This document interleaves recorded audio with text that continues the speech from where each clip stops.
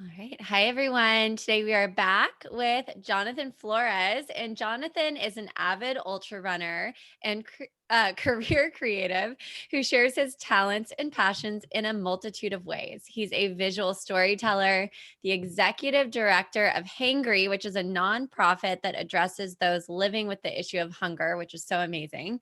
And he's the host of a weekly podcast called Run with Purpose. Welcome, Jonathan. Perfect. Thank you so much for having me. Thank you for being here. And yeah, for everyone who doesn't know, I was on his podcast and we had such a great conversation. And I feel like just, a really good vibe going. So I'm excited to have you tell everyone about what you're doing and just to dive in today. And Yeah. I'll link that in the show notes so everyone can check it out. But the first question I like to ask every guest is the question, what sparks your soul? That's like a very deep question. I felt like that question was going to be coming. And it's an interesting concept of like what sparks your soul and kind of like what kind of drives you. And really to me, I think it's helping people kind of find not really just their purpose, but kind of making them understand like intentionality and trying to understand like having this like purposeful life of being intentional in everything that they do and kind of waking up, because a lot of people like limit themselves of what they can do. They kind of put themselves in a box. So kind of I like being the person that opens that box. Yeah. And that's what the show is all about. So I love that you mentioned all of that. And it's cool. I guess, when I this podcast started out called the Woke Wellness Podcast. I don't know if you know that, but I I did not know that. changed the name a little less than a year ago to Soul Spark because I just felt, what I was doing was shifting and evolving. And it's been cool to see like my initial thought behind, Soul Spark and like what it means now, because it really can grow and evolve. But I think purpose is such a huge piece. Like when we realize our purpose, it does spark our soul. And I love that you mentioned purpose and intention. So, well, first, before we dive into that, I'll ask you that after. Why don't you tell us about your journey a little bit more? How did you get into doing everything that you do? I'm so interested to hear more about Hangry and, why you started your podcast and all that stuff. Yeah, basically it comes down to I don't know how to say no to things. I think that's really what it is. No, I've one of these things recently, probably in the last few years. We'll probably backtrack a little further. About probably 5 or 6 years ago, my wife and I kind of just had this realization that we were kind of living somebody else's dream, if you will. We had the 4-bedroom house in the suburbs. That was literally for me, her, and our dog, our 10-pound dog that took 3 rooms, I guess. And it was one of those things where we realized, and quoting the minimalist, they say, we were living the American dream, but it wasn't our dream. And that kind of kept wrapping in my head of, I'm doing things, I'm going through the motions, just doing the next possible thing. And after reading, like watching the minimalism documentary, reading some of their books, I kind of started getting this, like, it sparked something in my mind that was to kind of get out of that.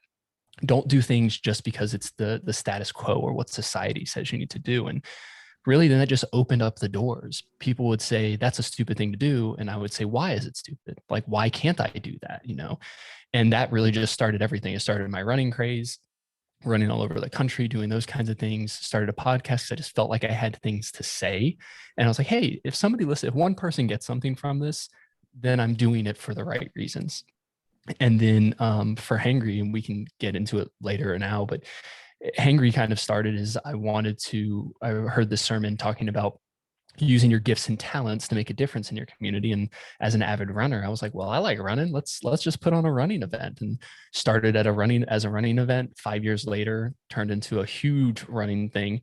But I still felt like there was more to do. So we turned it into a nonprofit pending the IRS. I have to say that because I'll get in trouble if I don't. And now we're trying to just make a larger impact in our community. So I think the biggest thing that kind of sparked all of that for me, that whole journey, is understanding again to what sparks my soul of opening that box and not limiting the things I can do, where people kind of say, you can't do that because of X, Y, and Z. You can't do this because of where you're from, or the resource you have, or whatever the case might be. I just didn't have it. People say something stupid, I'm going to say, well, why can't I do it? My buddy just sent me a text today. There's a David Goggins, it's called 4x4x48. It's running 4 miles within 4 hours for 48 hours. So over a course of 48 hours, you're going to run 48 miles basically. And he was like, are we going to do this? And I'm like, sure. He's like, I don't think we're trained to do it. I'm like, we've done stupider things. And that's how my mind works. My mind works first as I'm saying yes. And then I'm having to convince myself no, instead of saying no and having to convince myself to say yes. Mm, I love that. And then when you do that, you can kind of reverse engineer. Okay, well, how am I actually going to do this? Is it actually Right. possible?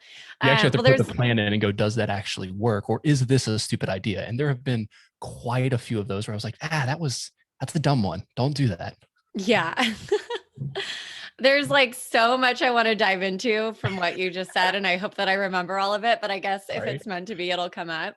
Um, First, the piece where you talked about, and we talked about this on our conversation on your show, is, how you realized you didn't want that American dream of owning the big house and like having a family, like a kid's family, right? And then all of that. And I think that's so beautiful. And that's something I really love to like teach to my clients and stuff is, where are you shoulding in your life? Like, where are you shoulding on yourself, And it's a trap we all get caught up in, unless we take a step back and we're like, this is not leaving me happy and leaving me fulfilled. And if we don't end up doing that, we end up going our whole lives doing things that don't actually light us up, spark our soul, fulfill us, all of that. So I just think that's really inspirational. And I love that you bring up that piece. And I think it's just something for everyone to really look at.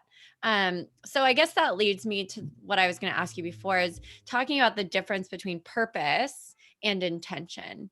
I think that they can really like cross and go hand in hand, but there is like this difference between, I think, feeling like we have a purpose and living from that place, and then also living each day and each moment with intention that kind of works towards that purpose, I Mhm. guess. What do you think about Yeah, that? for sure. I think when I think of purpose, I don't necessarily think of it as like I have a thing I was destined to do. Like, here's my one thing. This is my purpose in life. And this is why I'm on this earth to do this one thing. I think if you're going to do something, you need to do it wholeheartedly. And that's kind of where that purpose to intentionality is the purpose is whatever you're doing, do it with purpose and intentionality. So it's kind of putting yourself all in. And you may find out it's a stupid idea and you're like, hey, maybe I shouldn't have done whatever it was. Well, I'm in here now. Now I realize that, let's take a step back, kind of thing. But give it your all and don't just kind of go through life almost disconnected, because we've seen that a lot, like in the last Mhm. year with all the COVID stuff, is people really had to take an inventory of what was important to them, Mhm. and how many like people are like reconnected with new friends or reconnected with friends and family and that sort of thing, where they kind of separated it because they weren't being purposeful in those important relationships. They said they were important, but they weren't spending the time, energy, money, what have you, on those things. And I think we come into that with our personal goals and all of those kinds of things, where you kind of set aside, sorry, like I said, our groomer's here and there's a lot of noise happening outside Oh, the it's all good. Yeah, my dog barks all the time. but people, you get into these things where you want to do these things, but you find ways to kind of distract yourself. Now COVID comes, people lose their jobs, or and we lose all of these distractions. You kind of get to the heart of the issue. Of the issue isn't the distraction, the issue is me. I'm the one Mhm. limiting what I'm able to do and the purpose I'm able to bring to it. Again, you listed off the 50,000 things that I could put in the title. When you asked for a bio, I was just like, I don't know. I do a little bit of everything. But it's like all of those things there. I can have so many excuses of why I don't do any of them. But it comes back to what's important to me. And to me, adding value to people's lives in any way that I do it, whether it's the podcast, taking photos, running and supporting people, feeding the hungry, any of those things. If I'm adding value, then it's worth the time for me. If I get a few hours less of sleep, so be it, because I'm kind of living outside of myself. Mhm. Yeah.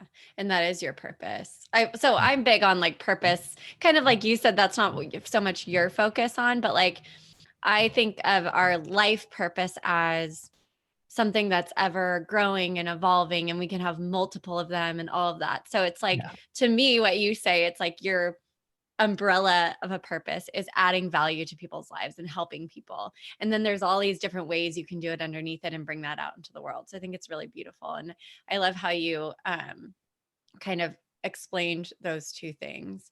Yeah. To your point, like having that umbrella of these are the things that I do. They kind of all fall under the I want to help people. But that intentionality piece, I think, is the most important, because you can feel like you have this purpose, but if you're not after it and you're not being intentional with the steps you're taking. I was listening to a podcast earlier today that talked about about finances and stuff like that. And it's like money inherently isn't the issue. If you're a good person and you have more money, you're going to do good things with the money. But if you're a shitty person, you're going to do shitty things with your money. Like that's just how it works. So having that intentional, taking the right steps to make sure your purpose is fulfilled, I think is the bigger part of that. Yeah, yeah. And that's why it's like so important to be, at least from my point of view, like have our things that help us to like live with that purpose and that intention. So for me, it's meditation and journaling and yoga and breath work and all of that. And I'm sure some of that's part of your thing. And I know running's a huge part of your thing. So it's like finding these tools that help us to like tap into that state of mindfulness. Like running is such a meditation, right? Mhm. Through that, you can think and be intentional and think about how you want to be intentional as you go through your day and all of that. I love that you talked about um just saying yes to things and then like going back and being like, okay, is this actually a good idea? Or even just doing things and realizing maybe this wasn't a good Yeah. idea. Like, I think we're so scared oftentimes to fail. Like, that is what really holds people back in so many ways. So, I love that idea of just being like, screw it, I'm going to go for it, Yeah. see what happens. And I have this exercise in my I was talking to a friend last night and she reminded me of the exercise that I taught her. But it's basically like look at the thing that's like bringing up fears and then write down the worst case scenario and the best case scenario. And most That's of the good. time the worst case scenario isn't that big of a deal, you Right. know. So what are your thoughts on that and how do you kind of like grapple with um when fear comes up, pushing past that, you know? Yeah, it's one of those things. It's so common, like in our culture, like you said, the first thing we go to is the fears of all of the things that could go wrong in this situation. If I did this or attempted this, here's all the things that could go wrong. And for most things in our life, it's like the worst thing that's going to happen is you're just going to fail. No one's going to get hurt. There's extenuating circumstances where it's just like, I'm not going to try to fly a plane because that's not going to end well for anybody in the plane. Yeah. But there's like little things that like decisions you make in life where you're like, this isn't that like in the biggest thing that's going to happen is I'm going to fail. Maybe I'll be a little butt sore about it. Someone might call me out on it and be like, oh, well, you didn't do this. And, you have to deal with that kind of like aftermath, which I think is a big part of a lot of people's, especially like in our social media culture, where you want to put all the highlights, but you don't want to put any of the bad things. I flip that. I put everything I'm going to do, I share with people. And I don't do it from a like look at everything I'm doing. I do it from like an accountability standpoint where, hey, I just told a couple hundred people that I'm going to go run a marathon this weekend. And if I don't do it, then I have to be held accountable to those people. And you're going through this process of just like, well, crap, just a couple weeks ago, I was in Louisiana for a race. And the entire time, like, well, a couple weeks before that, I was talking to my buddies and I was just like, hey, dude, I got this in the bag. Like, I might be able to win this race. Like, looking at the other times, it's like, it's Louisiana. It's going to be pretty flat. It's going to be great. I get there. It rained the entire race, much hillier and muddier than I expected, and just fell flat on my face. And I crossed the finish line. And I told my wife right when I crossed, I go, I know the episode title for our podcast next week. She goes, what is it? I go, it's Overconfident, because I just I blew up my head, but I owned it. And I think that's how you kind of get away from the fear aspect. Is you first have to just put yourself out there and say, hey, there is a chance I'm going to fail. Because if there's not a chance for failure and it doesn't scare you, then why even do it? Why go through the motions if it's not going to do anything for you? But then after that fear is kind of holding yourself accountable. When you do fail, you want to call it out just as you do when you have the success. You have the success, like you're not necessarily looking for pats on the back, but people are going to give them to you like, oh, way to go, good job, whatever you do. But then when you fail, you should also own that and go, hey, I'm going to learn from this and I'm going to keep going. And I'm not going to let the naysayers, because there's going to be people that are going to kind of harp on it. You're kind of going to take that step back and go, you know what? I'm going to learn from this. I'm going to take accountability for the things that maybe I didn't prepare for, whatever the case might be. Where was that gap between success and failure? Like what could I have done a little better?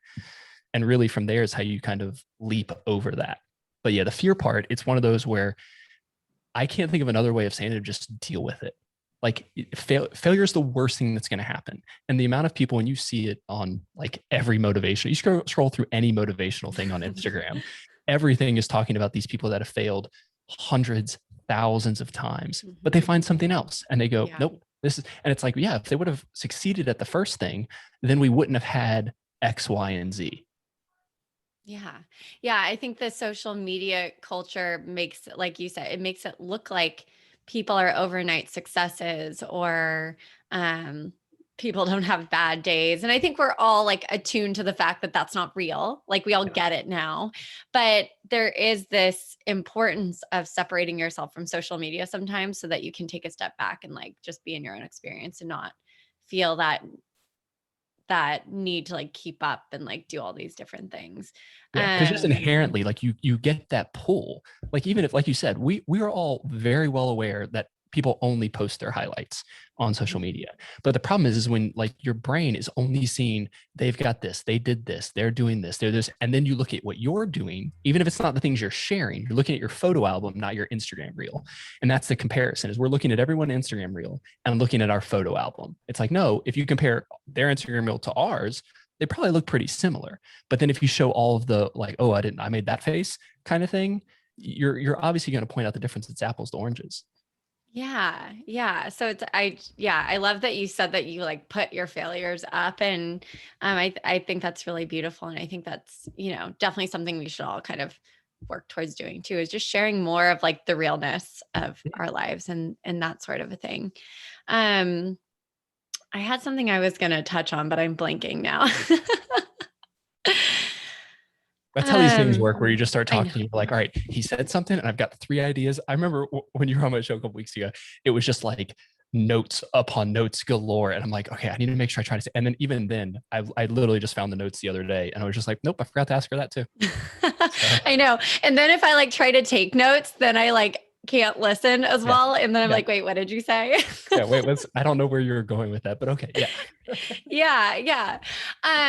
Well, I think just going back to maybe that fear piece for a moment. I find that fear, and you can tell me what you think about this. From my experience, fear is very much our ego, and it's just trying to protect us. It's this mechanism that we have embedded in us as human beings to physically protect us from harm, right? And as you mentioned, most things that give us fear aren't going to like actually like hurt us or kill us or anything like that. It's mostly just like ego wounds. Like, are people going to judge me? Oh, now I remember what I was going to touch on.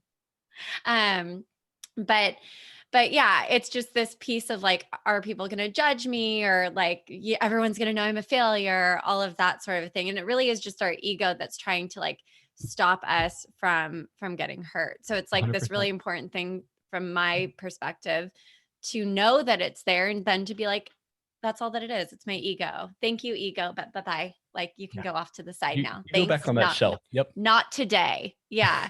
What do you think about that? No, I think that's 100% the truth, because if you really think about it, if no one's getting hurt, you're not losing millions of dollars in this situation. What are you actually losing? And you're just losing that influence or a part of your ego, where you're just like taking that step back of, maybe I felt like I was here on the scale of however you're measuring yourself, and like, okay, now you're going to be a notch below because you didn't do X, Y, and Z or whatever it was. I think that's a nail on the head. It's really, that's the only thing that you lose when you have that. But I think if you can frame it right, like you said, it's a natural reaction in our body to kind of go, we're uncomfortable. I've been living with this idea the past few years of the idea of getting comfortable with discomfort, because there's no growth in comfort. If you're comfortable, you're not growing, you're stagnant. Nothing's changing. Yeah. So it's getting comfortable with discomfort. And when you do that, you're pushing yourself to the limit. You're saying, okay, where's that next thing? Again, being safe, not stupid. Every time I say that, I feel like I have to give that like disclaimer. But it's you push that limit every single time and going, okay, maybe I can go a little further. Maybe I can run a little further. Maybe I can start that business. Maybe I do have something to share, whether it's writing or creating in any sort of way. I think creating is where a lot of people have that failure, because that's a straight ego hit. Like if I make something like this podcast and people don't like it, that's 100% me. Like I'm just raw on the microphone. So if you don't like that, like it is a very personal attack. It's not like I failed at a race or something like that. Like you're literally coming after my own thoughts and opinions, and that can Yeah. hurt. Yeah, absolutely. Yeah, I was thinking about this yesterday because I just, I created this online business last year, and then I have the thing my friend was telling me to like remember my own advice too. And I was just thinking like the greater the risk, the greater the reward, right? 100%. Like the more we risk that failure, disclaimer on a safe level physically, the greater the reward. But I mean, if you go climb Mount Everest or whatever, like, and you are successful at it, what a reward. Like that is like a lifetime reward. Right. So, It's I funny, love that. not to interrupt, but Yeah. it's funny you mentioned Mount Everest, because I read, I can't remember where it was at, but they talked about like the idea of people chasing this goal. And that's a whole nother situation, but you're chasing this end goal and not focusing on the journey you're on and kind of your growth through that journey. Where they interviewed a couple people that, like, this one guy climbed Mount Everest. And when he got to the top, he said he was at the top for 2 minutes, took 2 photos, and then walked back down. Like it wasn't what he expected, because he put so much emphasis on the goal and forgot to kind of be in the moment, in the journey. And I think we can get Yeah. so lost on the end product that you kind of lose what's happening in the middle. Totally. I love that you bring that up because I mean, I've done a few like lengthy treks and stuff, and you do, it is like so about that journey, but you're like, let me get there, so it's all about like slowing down and looking around and being present. And I'm sure running a marathon, you can attest, like, how does that feel? You get to the end of a marathon, I'm sure the whole time you're like, I want to ready get to here. get I to want to the get here. end. I want to be done with this. And then you hit the end, especially with me, with trying to run in all the states. Like it's a lot of mine, unfortunately, just by design with what I'm trying to do is it's just getting to that finish line. And early on, I didn't enjoy the races as much. I took it for granted, honestly. I'd do the training, we'd put it in, I'd get to the race, we'd finish the race. I'm like, oh, that was a fun race. I'd write a little race report. I'm like, this is cool. But really in the last few years, since I've had this mind shift, I like I will focus like on the race. Like I will high five every single person that wants to give me a high five. Just talk I to the love that. kids that are running on the side. I encourage the volunteers. I thank every single police officer that is basically spending their Saturday morning in the freezing cold while a bunch of people just run by them. There's all these little things that I kind of enjoy it. And those are the races that I'm most fulfilled. Are they my fastest races? No. But I learned early that it's, for me, running itself was never about being fast or trying to win. It was always about the relationships that I can make along the way, whether it's someone I meet during the race that's their first time and I'm pushing them to the finish saying, you can do this, you got this, I'm going to finish with you. This race, which way am I here? This race right here was in Rhode Island. And towards the end of the race, there was a lady that was like, hey, I've never ran, I think it was under 5 hours is what she wanted for a marathon. And I was having a rough day and I was doing like a little walk run towards the end. And I was like, let's do it. And for the last 6 or 7 miles, we talked. I learned her whole story and stuff like this. And because of that, I got something out of it. She ended up helping me get into the Boston Marathon with a charity and doing all these things. But it's like I built a relationship with someone that I can still talk to because I slowed down and paid attention to what was going around me. I love that. And it's just perfect, like transfer that into our lives and taking it slow. And like you mentioned earlier, that's what COVID really taught us. It's like what's important. And I found that moving, like I've slowed down a lot. Like I used to just wake up in the morning, start working, like go, go, go all the time, teaching a million classes, doing a million things. And kind of like with the Everest thing, I would notice and this is something I've been paying attention to more recently, but I do events and things like you do. So it's like you create this event and you put everything together and then you get to it and then you're done. And then I would never take a moment and just be like, wow, I did that. That's amazing. It would end up being just like, oh, it's over. Now on to the next thing. And it's so important to stop and just be like, wow, I did that. Like, so being intentional along the way to like take it in and be present, but then also to take a moment at the end and like really acknowledge yourself for what you've done. And that's something I think we all need to do a little bit Yeah. more. It's getting, the problem is, we have these things that are attached to us, 90% of the day, they sit right next to our bed when we go to sleep or whatever the case might be. And we get so accustomed to everything needs to be checked on that. And we need to always be in tune with everything that's going on. I know we talked about it and you've told me about it too. You do these like social media fast, if you will, where it's just like, I'm getting away from it and I'm just going to unplug for a little bit and just kind of see what happens. This year, our church usually does like a fasting thing during this time, but they're taking kind of a page out of like the Catholic religion and doing like Lent basically, and kind of, sacrificing something that you do to kind of just be present and kind of to learn and that sort of thing. And my wife and I are giving up TV and I'm not watching YouTube, which for me is like the toughest thing right now. Like I'm only a couple days in and I'm like, man, there's so many like good, there's like so many videos that I could just like watch and stuff like that. But I took a page from our conversation and I've been journaling. So like I'll do all of my reading in the morning. And then from there, I basically just jot down the thoughts like, hey, from what I read, kind of what's on my mind, what am I thinking about?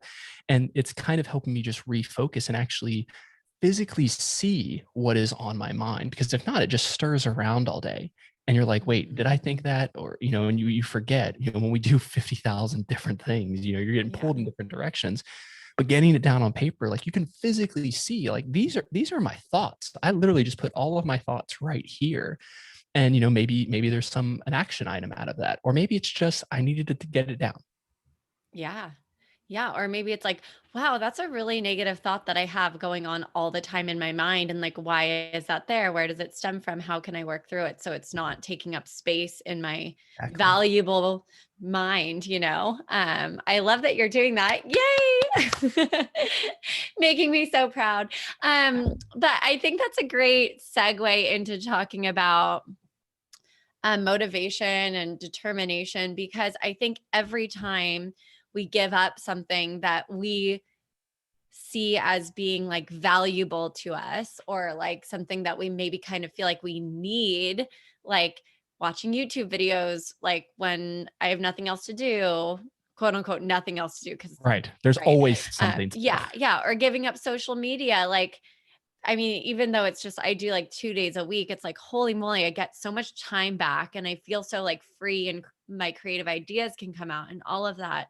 But I think when we challenge ourselves and challenge our willpower by giving something up, it helps us to really tap into, um, like create that deeper sense of will, and therefore we have more motivation and more determination to go after the things that we want. We feel more like we feel better about ourselves, and like we're Yeah. more capable of doing anything that we put our minds to.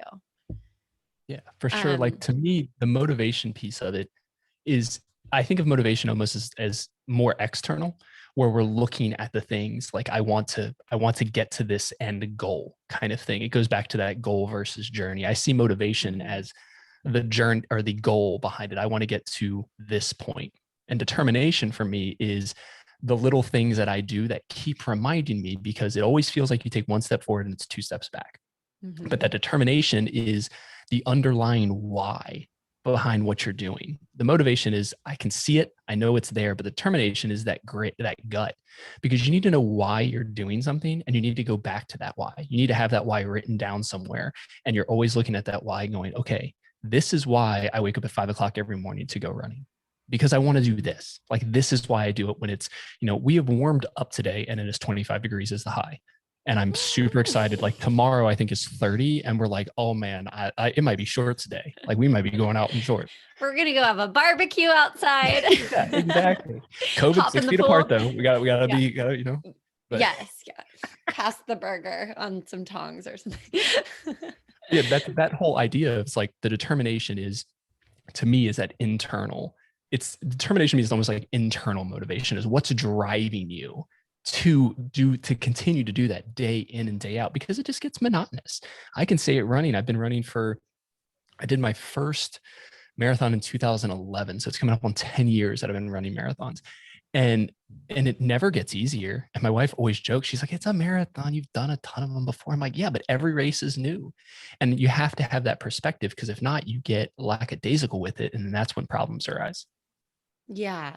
And you kind of mentioned that race that you did recently, right? Where you the cockiness or, like Yeah. I got this, Yeah. and Well, when then you see life is there's like like there's 10 people that ran the race, and I was looking at the times, I'm like, I got this. This is a piece of cake. But yeah, I had no business doing it, because the race, I hate talking about them sometimes, because it feels like it's like humble brags, but it was no, a please do. 39 it was a 39 miler in the trails in Louisiana, like some bohunk town in Louisiana. They were super friendly though.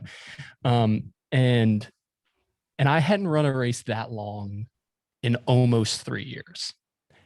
I hadn't put any bit of train. The longest training run I did was 18 miles, training for a 39 miler. Like, that makes no sense. Like, this is literally setting up for failure. And I don't know why I had this big head, but I did. So yeah. Yeah.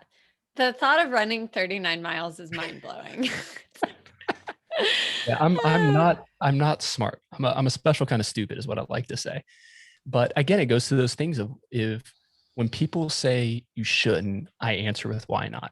For the last 3 years, I've ran my age on my birthday. My birthday is in the middle of the summer, which is always a great thing to do. And last year I turned 33. So I ran 33 miles on my birthday. And people are like, well, like most people on their birthday, they sleep in, maybe they get a nice lunch, they go have drinks. And I literally, my day is spent, because I run for 7 hours basically. And then I'm tired, and then I just Yeah. go home and go to sleep. And this year, I actually came back to work, went back home, because we're just working from home, and went back to work. And people are like, "What are you doing?" I'm like, "I'm sitting down anyways. Yeah. Like, Yeah. why wouldn't I do this?" I'm living my truth. Yeah, exactly. Yeah, I love that. I always like to, I forget where I heard it, but I didn't make this up, but it's like, don't never use the word I can't. It's how can I, right? And it goes Yeah, back to like, okay, here's the end goal. The thing you're motivated for, and then reverse engineering, how do I get there? So yeah, I love that sentiment. I was just trying to like piece everything together in my mind. I'm like, I want to write this down, but it's like, because it all goes together, right? It's like you're like purpose umbrella. And then under that, you have different things you're going to work towards, which are like that like the motivators, right? mhm, And then you can, with intention, keep yourself determined and have that will to get to each like goal or motivator. So I was just kind of exactly. like, It all builds upon itself. yeah. You have your overarching, and then it kind of breaks down. And the further down you go, is where the work is. At the top, it's all theory. It's, hey, this Mhm. is I want to help people. Okay, well, how do you want to help people? I want to do this. Okay, it's great. What work are you going to put in and keep doing to get to this stage? So it's a lot of people though quit in the middle, because they see it like, I Mm, want that, but maybe tomorrow. yeah. Yeah. And then it's okay, enjoying the journey on the way. And if you're not enjoying the journey, that's why you end up quitting or you get impatient, which like patience has just been probably one of my biggest lessons in this life. Like I feel like I'm a lot better now, but I had to realize like I have a time complex. I was talking to someone about this the other day. I used to have this like death complex and like think about death all the time and feel like I didn't have any time. And really all of that is like this scarcity complex of like not feeling that there's enough in general. Mhm. So it's been this whole journey of me like unraveling that and like accepting things as they are and then trying to be patient for the things that I'm trying to manifest. And knowing that they'll come with time as long as it's Right. like I'm enjoying the journey and just moving slowly through it. And with manifestation, that's what I was going to say like a long time ago was that I liked that you talked about how you speak everything that you're going to do. I have this whole like 8-step manifestation process, or seven steps. But one of them, it goes through the chakras. One of them's through the throat chakra, which is our where we communicate our authentic truth. So that step is like you have to speak what you want into existence. And the second you do that, you make those relationships, those connections that help you get to the Boston Marathon or whatever you want to do. Like once you speak your truth, people can help you Right. or or you're just like showing the world and the universe that like you are like willing to take that like step and that get out of your comfort zone to do that. And I think it's really beautiful.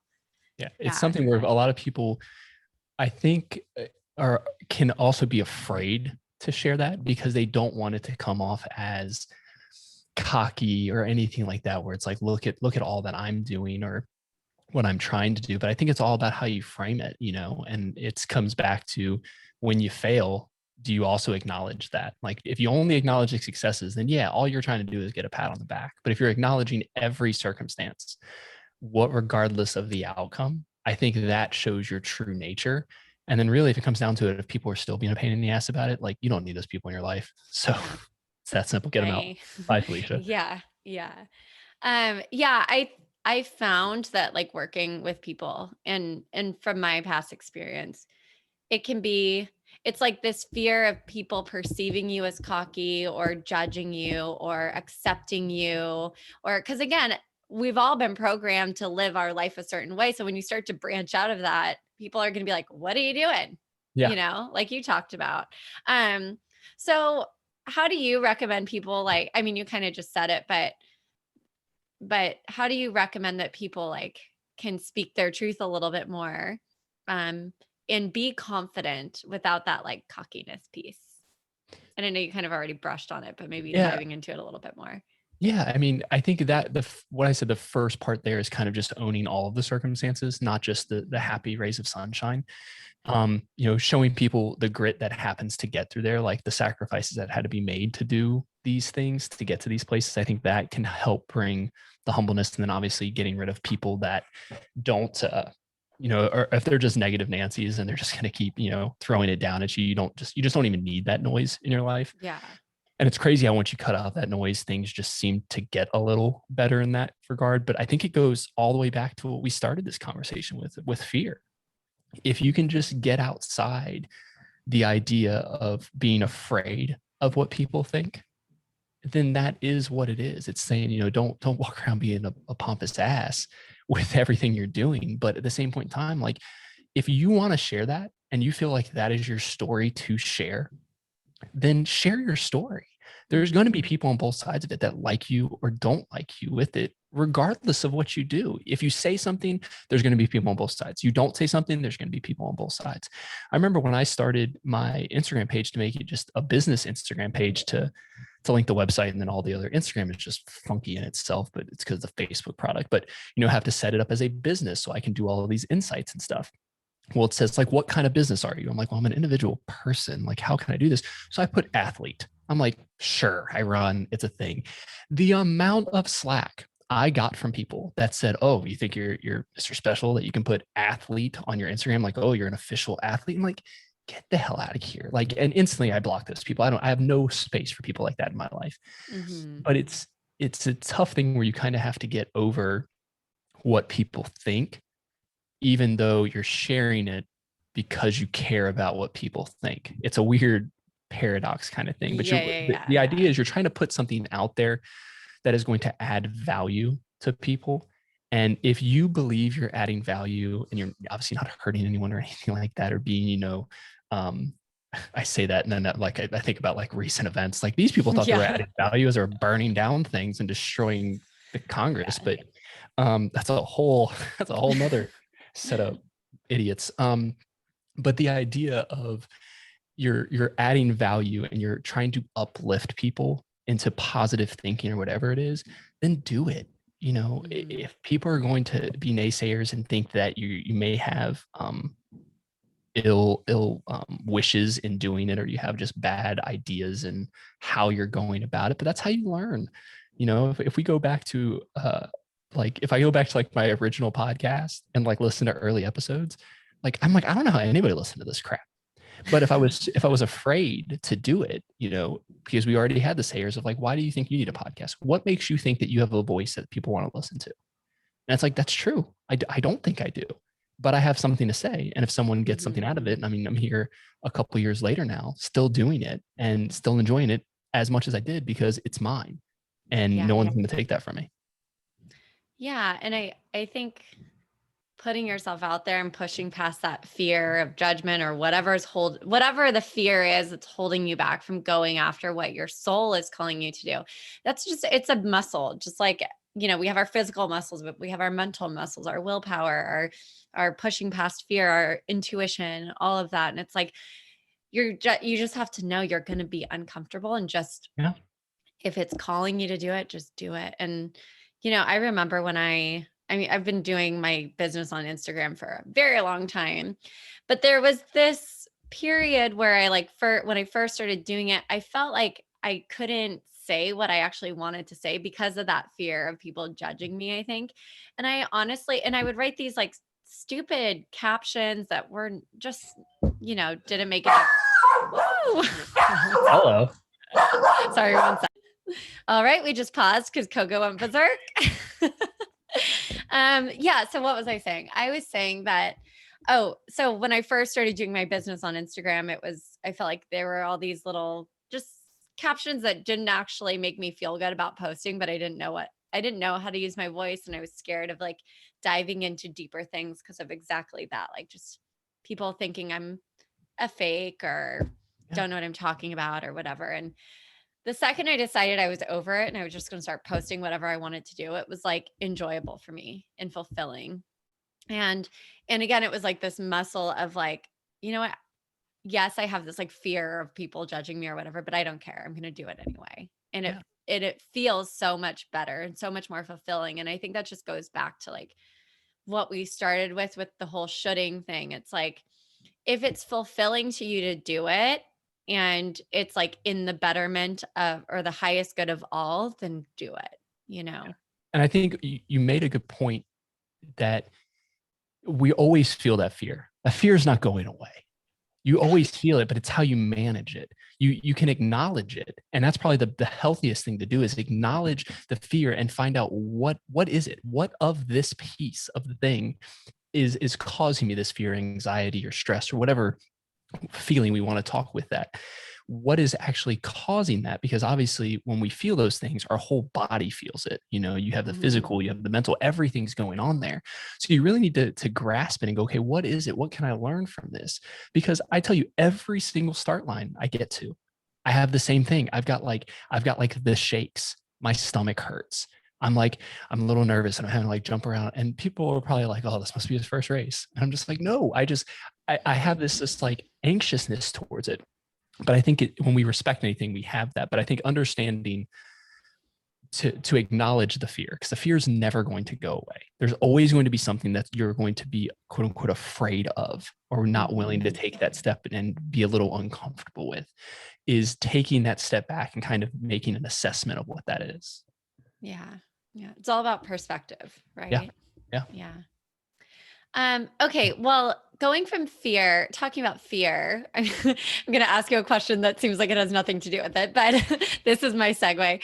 A big tool for me, with like shutting out the external noise and getting like quiet and clear on my purpose and intention and like where I want to go and just like feeling good, is nature.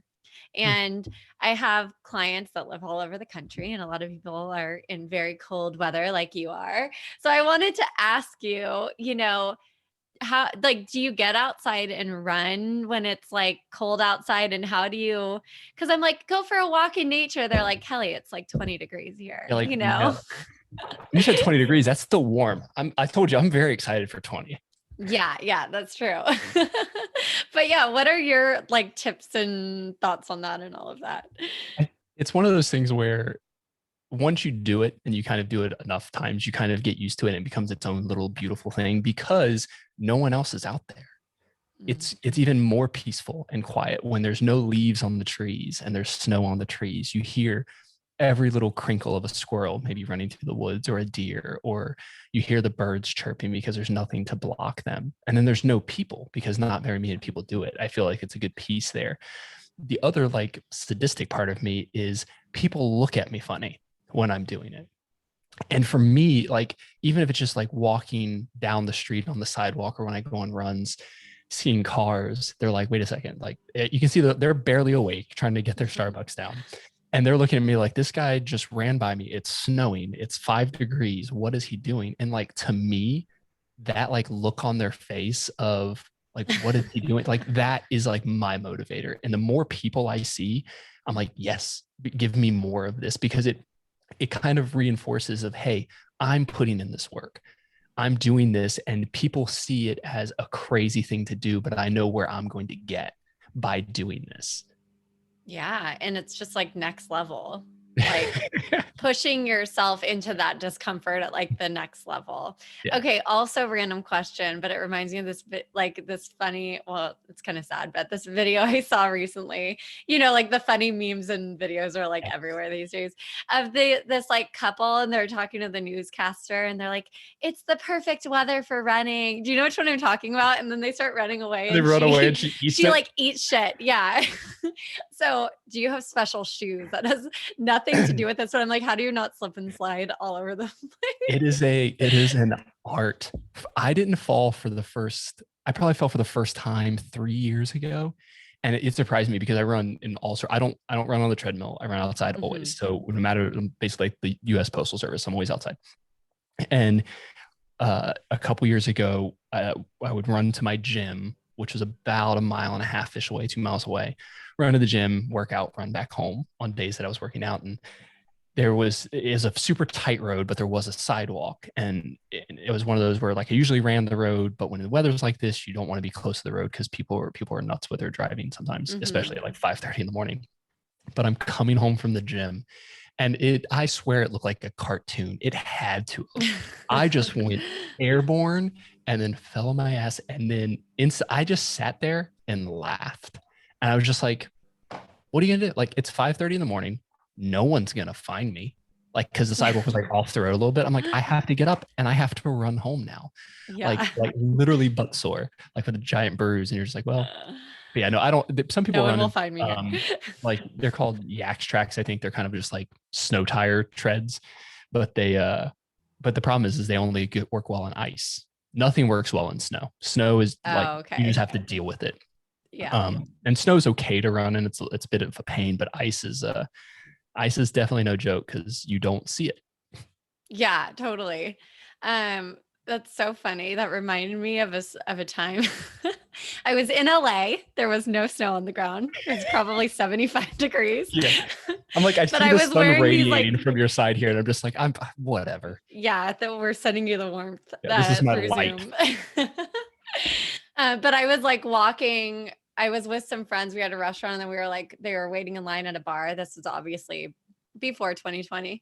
And I like slipped and fell and like landed on my butt in front of like all these people. And that just reminded me of it. And you're just like, well, gotta get up now, You're like, here I am. There's two That was options. really I can sit embarrassing. here and just die. Yeah. Like, well, this is where I die. I die right here. I'm never getting up. And that's kind of like a metaphor for all of these things. I was just Something gonna say happened. that. Man, that's so good. You literally, we do something, we fail, and everyone is watching.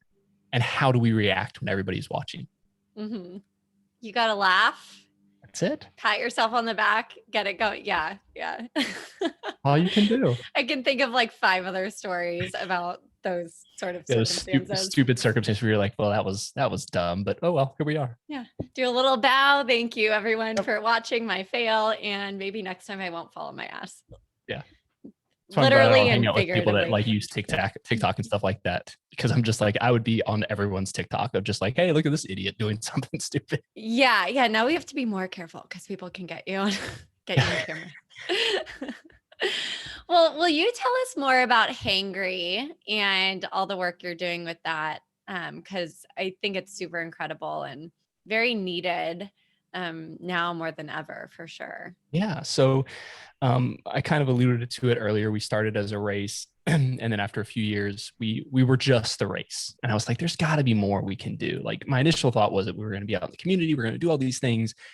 And then I kind of got comfortable, and I was like, no, we're good at doing races. We're just going to do the race. We're raising a ton of money. This is fine. Like, we can just give the checks and be done. And I really just had it on my heart that there's more to be done, and there's more that I could do.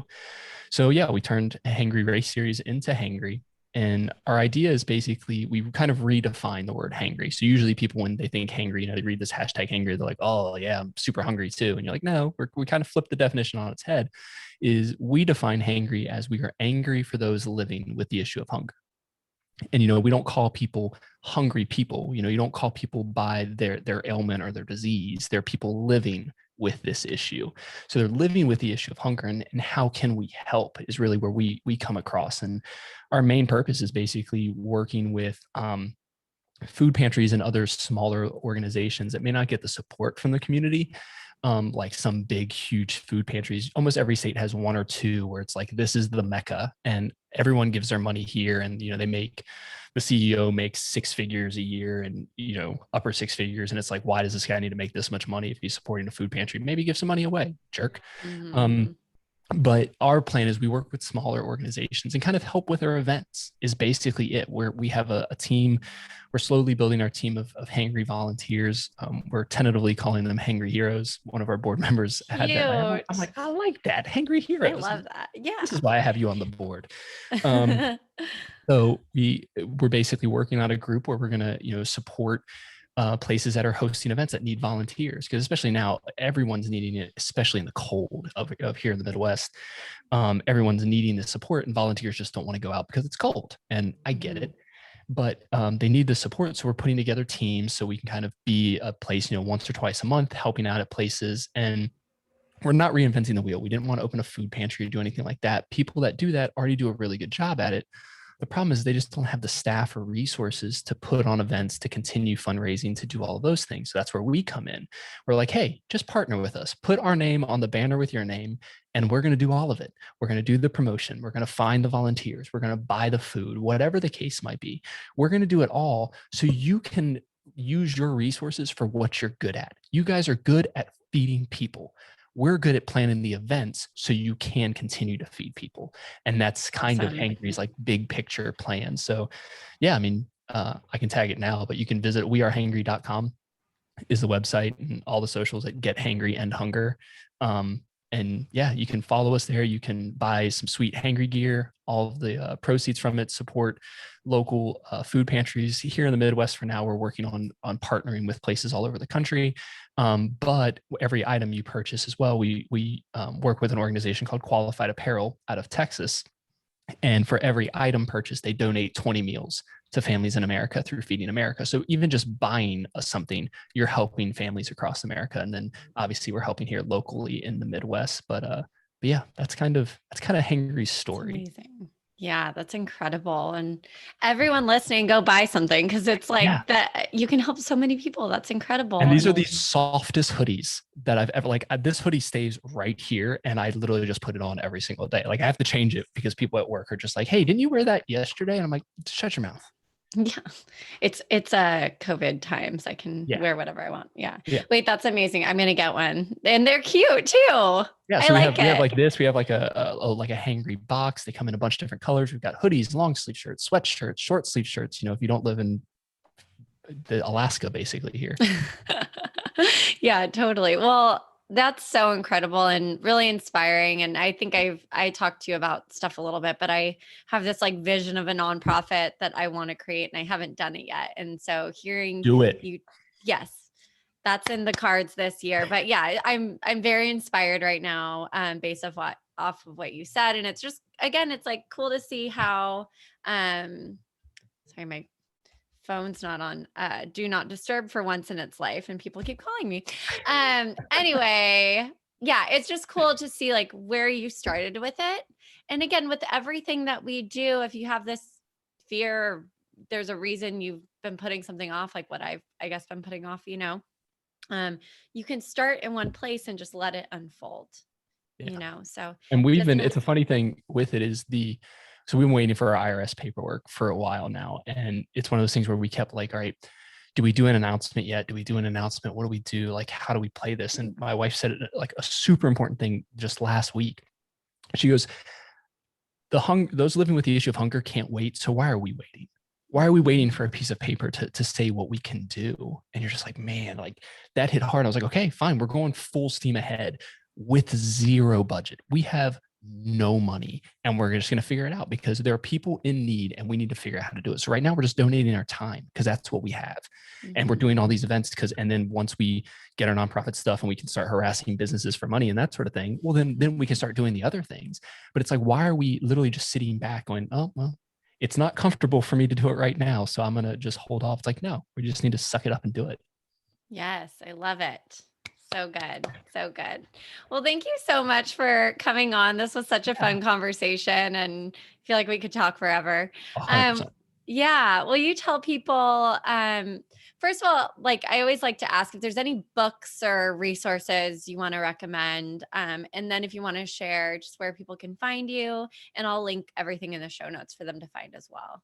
Cool. Yeah, I think the probably some books that I'd recommend would probably what's it called? I wrote it down because I don't remember. Everything That Remains by the Minimalist. It's kind of their memoir, kind of gives a story of how they got to where they're at. And I think they're super inspirational of how they cut out everything else except things that bring them value or joy. And you kind of reframe your mind in that. And that's super great. And then the Subtle Art of Not Giving an F by Mark, I can't remember his I last think name. I've heard of that one. Oh, it's so good. And the idea is it comes off a little cocky, and in the whole book, it comes off very cocky. But his idea is helping block out that noise where you can kind of then focus and get over that fear. A lot of it is it's a lot of slap in the face, like get over yourself. Don't worry about what they're saying, just get over yourself and do it. And if you fail, Love you it. fail. So it's a really great book. I recommend that. But yeah, as far as reaching out to me, all of the socials at flores.run. And then my website is www.flores.run. And then, like I said, with Hangry, wearehangry.com is the website. And then the podcast is called Run with Purpose. And you can find that literally anywhere podcasts are found. But if you go to my Instagram page, you'll be able to find the links there too. So yeah. Cool. It'll all be linked. Everyone go buy some apparel and help Yeah. some people who are hungry. And yeah, thanks again, Jonathan. This was amazing. And I'm excited for everyone to listen to your podcast. It's super awesome and just check you out further. And I'm interested in those books. I'm going to check those out too. So Yeah. thank Thanks so much you. for having me on the show. It was super fun. Thanks.